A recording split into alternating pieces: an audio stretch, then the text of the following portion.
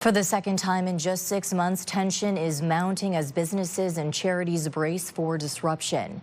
Canada Post has received a strike notice from the union representing more than 50,000 postal workers, raising fears of mail delays and service interruptions nationwide. CTV's Bob Bellacicco has more.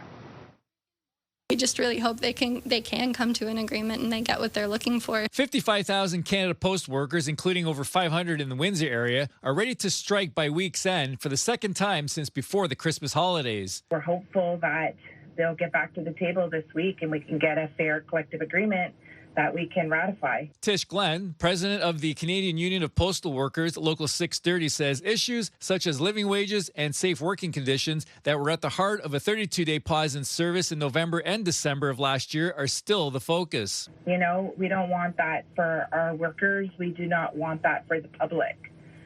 So, and at the end of the day, it's a public post office, and that's something that we truly have to remember. The Windsor Cancer Center Foundation sent out their newsletter earlier this year, and they're hoping to get some response as early as next week. Now, 75% of the donations they receive as a result of that newsletter comes through Canada Post. We had about $300,000 in donations that were delayed.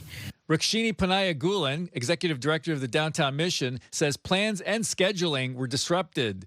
The mission received just over $100,000 between May and June of last year and don't have a substantial bank buffer to help them this time. It is obviously very important. If anyone would like to donate, please just donate through our website or through the emails that will come out to our donors in the next few days, because we need their help to keep going. Small businesses like Biblioasis in Walkerville managed through last year's disruption, but are hoping to avoid a bad ending to a second chapter of this negotiations. It is really difficult because we have to find other ways in the meantime to send books, and it often ends up being more expensive for the end consumer. Bob Bellacicco, CTV News.